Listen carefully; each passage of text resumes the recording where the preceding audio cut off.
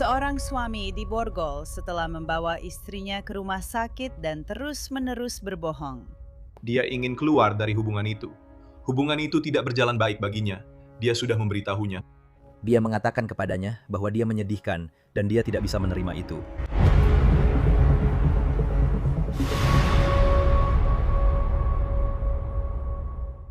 Selamat datang di Law and Crime. Saya Angelette Levy. Kasus yang akan saya ceritakan hari ini benar-benar tragis. Ini tentang seorang wanita bernama Christina Hampton. Dia adalah ibu yang penuh kasih untuk 3 anak laki-lakinya. Dia seorang perawat dan pelatih sukarelawan. Keluarganya menggambarkan dia sebagai orang yang baik, penuh rasa ingin tahu, dan penuh semangat hidup, serta tipe orang yang membuat semua orang merasa diperhatikan dan dihargai. Hidup Christina direnggut darinya dan anak-anaknya pada bulan Oktober lalu oleh pria yang bersumpah untuk mencintai dan menghargainya. Christina Hampton menikah dengan Clifton Hampton pada tahun 2012. Clifton sering mengunggah banyak foto mereka di akun TikTok-nya saat masa-masa bahagia. Seperti yang sudah saya sebutkan, Christina adalah seorang perawat yang sangat dicintai, dan pernikahannya dengan Clifton adalah yang kedua baginya. Dan mereka memiliki seorang putra bersama, sehingga Christina menjadi ibu dari 3 anak laki-laki. Christina dan Clifton tersenyum dalam sebuah foto yang diberi keterangan kencan pertama oleh Clifton di akun TikTok-nya. Pada Oktober 2025, segalanya sudah pasti berubah. Christina ingin bercerai dan dia ingin keluar dari pernikahan itu. Clifton menjadi sangat marah. Pada tanggal 2 Oktober 2025, Clifton Hampton datang ke sebuah rumah sakit di Craig County, Oklahoma, di luar Tulsa, dengan tubuh Christina yang dibungkus dengan alas kasur. Christina hanya mengenakan kaos dan pakaian dalam, yang merupakan fakta penting. Dia mengalami luka di lehernya. Clifton juga memiliki goresan di lehernya. Sebuah affidavit probable cause mengungkapkan hal itu. Dalam wawancara pertama Clifton dengan detektif, dia mengatakan kepada mereka bahwa Christina telah memberitahunya sehari sebelumnya bahwa dia ingin bercerai dan bahwa diskusi tersebut berlangsung hingga malam dan dini hari tanggal 2 Oktober. Para detektif menulis, Clifton menyatakan bahwa dia dan Christina sempat berkendara sebentar, lalu Christina keluar dari kendaraan dan pergi ke arah yang berbeda, dan bahwa dia menemukan Christina tergeletak dan terluka di pinggir jalan beberapa saat kemudian. Sekarang, para detektif ini bukan orang yang mudah dibodohi. Selain itu, cerita Clifton sama sekali tidak masuk akal. Dia membawa Christina ke rumah sakit dengan dibungkus alas kasur, dan Christina hanya mengenakan kaos dan pakaian dalam. Dia memiliki luka di lehernya dan luka-luka lain yang tampak seperti bekas seretan. Detektif juga menulis, Clifton menceritakan versi kejadian yang berisi kontradiksi mencolok. Sebagai contoh, Clifton menyatakan bahwa Christina berjalan pergi dari rumah dan dia mengemudi. Lalu dia juga menyatakan bahwa Christina sebenarnya naik mobil bersamanya dan memilih untuk keluar dari kendaraan di jalan. Clifton menggunakan aplikasi Google Maps di Apple iPhone dinas saya untuk menunjukkan kepada saya di mana dia menemukan tubuh Christina di pinggir jalan. Akhirnya Clifton Hampton dia mengakui semuanya kepada para detektif. Mereka pergi berkendara pagi itu juga dan dia memberitahu mereka saat perjalanan itu bahwa dia telah membunuh Christina. Detektif menulis, Clifton mengatakan kepada saya bahwa sebelumnya dia telah berbohong kepada saya dan bahwa dia dan Christina sebenarnya tidak pergi berkendara pagi itu. Sebaliknya, mereka berdua berada di tempat tidur setelah bertengkar sepanjang malam.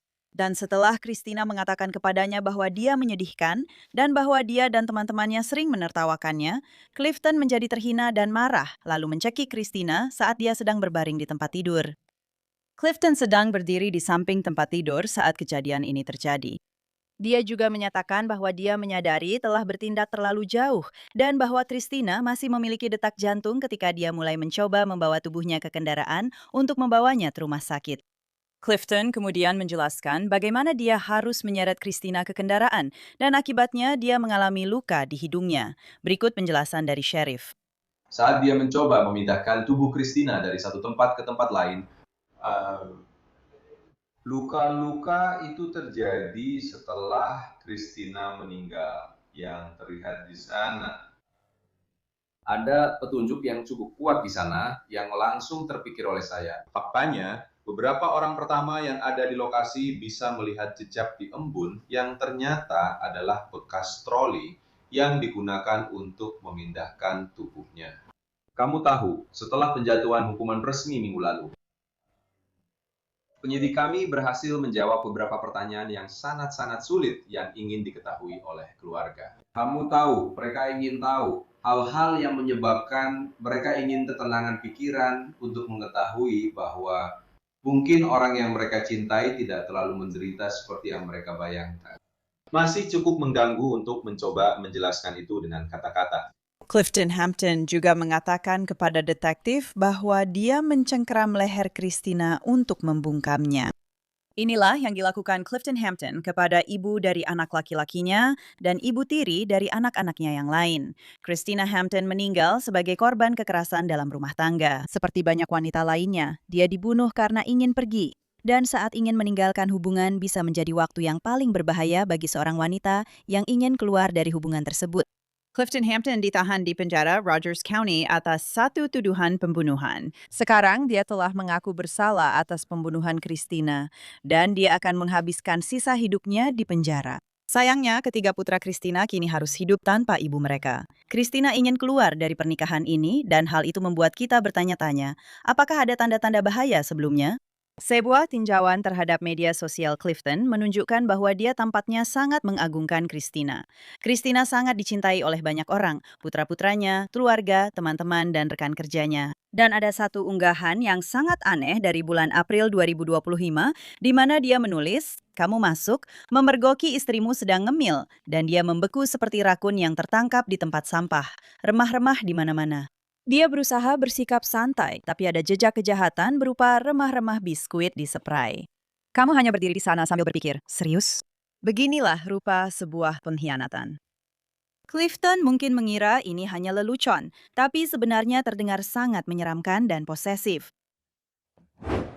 Jadi untuk membahas kasus yang sangat mengganggu ini, Saya ingin mengundang Matt Ballard. Dia adalah jaksa wilayah untuk Rogers County dan juga mewakili sebuah distrik di sana, distrik 12 di Oklahoma yang mencakup beberapa county lainnya. Matt, terima kasih banyak sudah hadir untuk membahas kasus yang sangat menyedihkan dan tragis ini. Tentu saja, Anda benar. Ini adalah kasus yang tragis. Pada saat yang sama, saya ingin orang-orang tahu apa yang sebenarnya terjadi. Dan pada akhirnya, korban dalam kasus ini, dia pantas mendapatkan pengakuan. Jadi, saya senang melakukan apapun yang bisa saya lakukan untuk meneruskan kenangan Christina Hampton dan menjaga kenangan itu tetap hidup. Saya dengan senang hati melakukannya. Kami tadi sempat membicarakan sedikit tentang Christina di awal podcast. Dan kami membaca tentangnya di berita duka, tapi dia benar-benar seorang ibu yang sangat berdedikasi. Kamu tahu, sepertinya dia tidak pernah melewatkan satupun pertandingan anak-anaknya. Dia juga membantu melatih di sekolah. Maksudku, putra-putranya, keluarganya, dan dia juga seorang perawat. Maksudku, semua orang pasti sangat terpukul karena ini, Matt. Oh, komunitas sangat terpukul oleh kejadian ini. Maksudku, dia adalah bagian yang sangat penting dari komunitas, menjadi bagian dari tim sepak bola itu. Maksudku, di Oklahoma, sepak bola itu sangat besar, dan mereka membatalkan pertandingan mereka setelah kejadian ini, karena timnya terlalu terpukul untuk melanjutkan. Dia adalah bagian yang sangat penting bagi tim itu, bagi komunitas itu, dan bagi anak-anak itu, sehingga mereka bahkan tidak bisa melanjutkan pertandingan. Dan itu memukul semua orang, dan semua orang masih terpukul karenanya. Itu benar-benar berdampak besar pada semua orang. Dan ketiga anak laki-laki itu, maksud saya putra-putranya sekarang, kamu tahu setidaknya yang paling kecil sekarang tanpa ibu dan ayahnya. Tapi dua anak laki-laki yang lebih besar juga tanpa ibu mereka. Maksud saya ini benar-benar tidak masuk akal. Dan ini di luar nalar. Ini benar-benar kehilangan yang tragis. Maksud saya tidak bisa membayangkannya. Kamu benar, maksud saya, kamu kehilangan ibumu, dia sudah tiada. Dan kemudian ayahmu yang bertanggung jawab atas itu. Maksud saya, itu adalah situasi yang sulit dipahami, di mana seseorang yang kamu cintai bertanggung jawab atas tindakan seperti ini. Dan kamu kehilangan kedua orang tuamu sebagai akibatnya. Ini benar-benar tragedi yang tidak masuk akal. Ini adalah kejahatan yang benar-benar mengerikan dan sulit untuk dipahami. Benar-benar sulit. Saya ingin kembali ke tanggal 2 Oktober 2025. Dan para petugas sheriff di Kabupaten Rogers dan para detektif menerima telepon bahwa Christina Hampton telah dibawa ke rumah sakit oleh suaminya, Clifton Hampton. Dan dia telah dibawa ke rumah sakit di kabupaten lain. Dan ada sesuatu yang tidak beres. Ada sesuatu yang tidak beres. Dia dibawa ke rumah sakit dengan alas kasur. Dia tidak menelpon 911. Dia dibungkus dengan alas kasur dan jelas dia memiliki bekas di lehernya. Dan dia punya luka-luka lain dan Clifton punya goresan di lehernya. Jadi silakan lanjutkan dari situ jika kamu mau. Jelas ini bukan seperti yang diklaim oleh Clifton. Seperti kamu tahu dia tersesat dan dia menemukannya dalam keadaan pingsan. Ya, benar sekali. Maksudku, sejak awal ceritanya mulai terbongkar. Itu tidak masuk akal dan tidak cocok dengan bukti fisik yang ada. Dia dibawa ke rumah sakit, ada bekas di lehernya. Maksudku, jelas sekali dia mencoba menggambarkannya seolah-olah itu kecelakaan. Mungkin dia terlibat dalam kecelakaan lalu lintas. Dia pergi. Mungkin dia tertabrak kendaraan. Ya, maksudku dokter itu tidak bodoh. Maksudku mereka cukup cepat menyadari ceritanya tidak cocok dengan bukti fisik yang ada. Jadi mereka benar-benar melakukan hal yang tepat.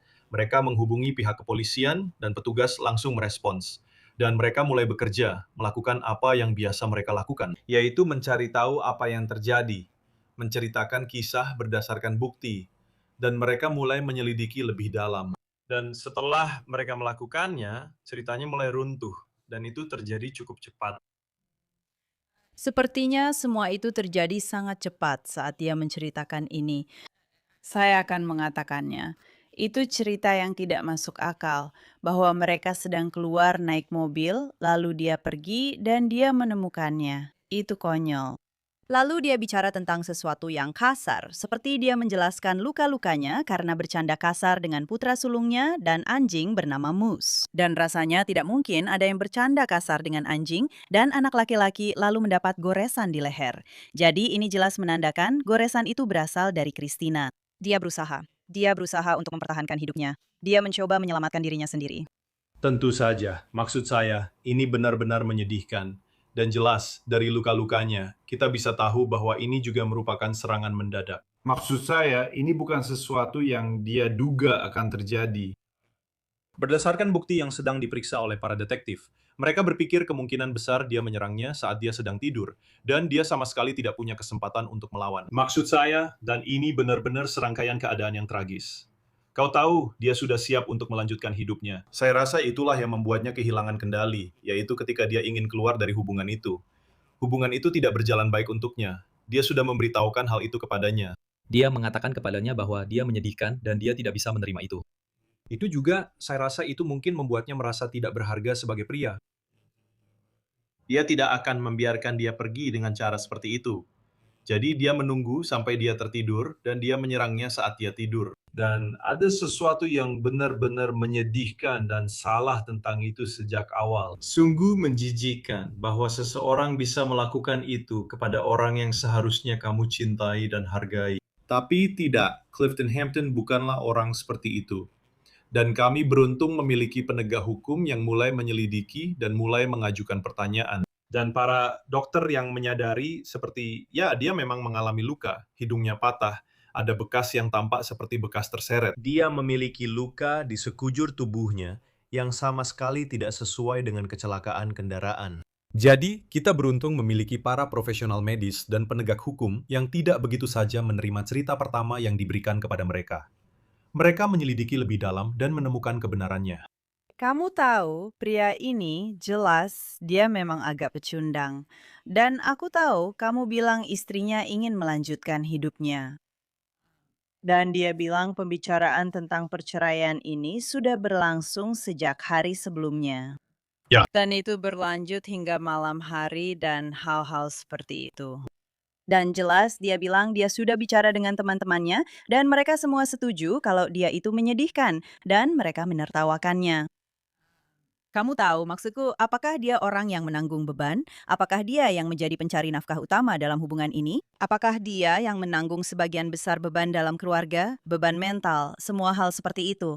Sebenarnya apa yang terjadi? Apa yang kamu pelajari tentang hubungan mereka? Saya rasa yang kita tahu tentang Christine Hampton adalah bahwa memang benar kamu tahu, dia adalah penopang dalam keluarga itu. Maksud saya, dia adalah penopang di komunitas itu. Dia adalah penopang dalam hubungan itu. Benar sekali. Dia memiliki karir medis yang sangat sukses, bahkan saat sidang vonis. Kami melihat dokter-dokter datang, rekan kerja yang hadir dan menjadi bagian dari itu. Tapi itu menunjukkan siapa dirinya. Jadi benar sekali, dia adalah bagian utama dari hubungan itu. Dan ketika dia akan pergi, itu tidak bisa diterima olehnya. Dia tidak bisa membiarkan itu terjadi, menurut saya, itulah yang membuatnya kehilangan kendali. Ada beberapa video TikTok dan postingan Facebook lamanya. Menurut saya itu, jika dilihat kembali sekarang, rasanya hampir seperti sekarang, merasa unggahan-unggahan itu agak menunjukkan sifat mengontrol. Kamu tahu, dan dia seperti dia menimpakan beban itu padanya, seolah-olah dia yang mengubah segalanya. Dan kamu tahu, itu mungkin terlihat sangat penuh kasih, tapi di saat yang sama, dia seperti membebankan semua ini padanya, seolah-olah dia yang sangat mengubah hidupnya dan menjadi bagian yang sangat penting dalam hidupnya. Seolah-olah kalau dia pergi, semuanya runtuh untuknya. Iya. Apakah ada sesuatu yang kamu pelajari tentang dinamika hubungan mereka setelah kejadian ini? Seperti apakah ada tanda-tanda bahaya yang kamu ketahui tentang itu? Dan mungkin inilah alasan dia pergi. Ya, maksudku ini salah satu hal seperti itu. Penilaian setelah kejadian memang selalu lebih jelas. Dan bagian yang menyedihkan dari ini adalah, kamu tahu, ada 2 orang dalam hubungan ini, dan salah satunya sekarang sudah meninggal. Dan dia yang melakukannya. Jadi dia membungkamnya. Jadi sulit untuk kembali dan menyusun apa yang ada di pikirannya saat itu. Tapi tentu saja kalau kamu melihat ke belakang, menurutku dia sangat suka memontrol. Tidak mau membiarkan dia pergi, dan sadar bahwa dia tidak akan mendapatkan seseorang yang lebih baik darinya. Dan jadi daripada menerima itu, daripada melanjutkan hidup, dia tidak bisa membiarkan itu terjadi. Dia terlalu suka mengontrol untuk membiarkan itu terjadi. Dan itulah kenapa kamu melihat dia bertindak dengan kekerasan seperti ini. Maksudku, menyerangnya saat dia kemungkinan sedang tidur. Maksudku itu benar-benar keterlaluan kalau seseorang melakukan hal seperti itu. Tapi itu menunjukkan siapa dia sebenarnya. Dan itu juga menunjukkan siapa dia, bahwa dia adalah seseorang yang cerdas, punya masa depan cerah, dan merupakan orang yang luar biasa. Tapi sangat menyedihkan dia harus pergi dengan cara seperti itu. Apakah wawancara dengan keluarga dan teman-teman pernah memberikan petunjuk tentang apa yang pernah dia ceritakan kepada mereka? Apakah kalian mendapatkan informasi dari mereka selama penyelidikan? Misalnya, ya, Christina ingin pergi karena alasan X, Y, dan Z. Karena terkadang kekerasan dalam rumah tangga itu tidak selalu fisik. Ada juga kekerasan emosional dan berbagai macam hal lainnya. Maksud saya rasa kami tidak pernah benar-benar bisa menentukan alasan pasti apa yang menjadi pemicu utamanya. Kami tidak bisa mengidentifikasi hal itu, tapi yang kami pelajari adalah bahwa dia sangat mengontrol dan dia ingin keluar. Dia sudah selesai dengan hubungan itu. Dia sadar bahwa dia harus keluar dari hubungan itu dan melanjutkan hidup. Dan semua orang tahu bahwa dia tidak akan membiarkan itu terjadi. Tidak, saya rasa tidak ada yang menduga bahwa dia akan sampai sejauh itu. Tapi benar, dia adalah seseorang yang suka mengontrol dan tidak akan membiarkan dia pergi begitu saja. Ini benar-benar menyedihkan. Anak-anak malang ini, kamu tahu, 3 anak laki-laki itu, hidup mereka tidak akan pernah sama lagi. Dan jelas sekali dia punya dampak besar seperti yang kamu sebutkan pada komunitas dan juga anggota keluarganya yang masih hidup. Matt, ada komentar penutup? Saya hanya senang bahwa kami bisa mendapatkan sedikit keadilan untuk Christina dan bahwa kenangannya masih tetap ada. Maksud saya, ini adalah kejahatan yang mengerikan dan tidak masuk akal. Kamu tahu, saya senang bahwa dia kemungkinan akan menghabiskan sisa hidupnya di penjara. Memang disitulah tempatnya setelah melakukan tindakan yang benar-benar tidak masuk akal seperti ini. Maksud saya, faktanya tidak ada satupun di dunia ini yang bisa menebus apa yang terjadi padanya. Tapi kita bisa mendapatkan sedikit keadilan dan memastikan bahwa dia tidak akan menghabiskan 1 hari pun sisa hidupnya sebagai orang bebas. Dan memang disitulah tempatnya. Tidak diragukan lagi. Dan satu hal terakhir yang ingin saya sebutkan, Matt, seringkali kita melihat hal ini terjadi pada perempuan. Kamu tahu, saat paling berbahaya bagi mereka adalah ketika mereka ingin pergi. Dan menurut saya, untuk para perempuan yang menonton ini, kamu tahu, jika ada hal positif yang bisa diambil dari kejadian ini, meskipun saya tidak yakin ada banyak hal yang bisa diambil, tapi bagi perempuan yang menonton ini, jika kamu ingin pergi, dan memang ingin pergi, buatlah rencana. Mungkin sebaiknya punya rencana. Dan jika kamu akan mengatakan, aku pergi, mungkin sebaiknya jangan berada di dekat orang itu setelah kamu mengatakannya. Atau, kamu tahu, maksudku, mungkin ada beberapa langkah yang bisa kamu ambil jika kamu berencana pergi untuk melindungi dirimu sendiri karena kamu tidak tahu apa yang akan terjadi. Kamu benar sekali, dan menurutku sangat salah bahwa kita bahkan harus membicarakan hal itu. Maksudku, kamu tahu, Christina benar-benar punya hak untuk pergi. Maksudku, dia tidak harus tetap bersama seseorang yang suka mengontrol dan tidak sesuai dengan dirinya. Dia benar-benar punya hak itu. Dan menyedihkan bahwa kita harus membicarakan hal itu. Tapi kamu benar. Maksudku, itulah yang akan aku katakan pada anak-anakku. Yang akan aku katakan pada komunitas adalah punya rencana. Tapi yang pasti, kamu tahu, kamu punya hak untuk melakukan itu. Dan aku hanya berharap Christina masih bersama kita di komunitas ini. Ya, ini benar-benar mengerikan. Matt Ballard, Jaksa Wilayah untuk Rogers County, terima kasih banyak sudah bergabung bersama saya. Saya sangat menghargainya. Tentu saja, terima kasih. Senang berbicara dengan Anda. Sekali lagi, Clifton Hampton akan menghabiskan sisa hidupnya di penjara karena pembunuhan Christina. Jika Anda atau siapapun yang Anda kenal memiliki kekhawatiran tentang kekerasan dalam rumah tangga, ada bantuan yang tersedia. Cukup hubungi 1-800-799-SAFE. Dan itulah episode Law and Crime kali ini. Saya Angelette Levy. Terima kasih banyak telah bersama saya. Sampai jumpa lagi di sini lain waktu.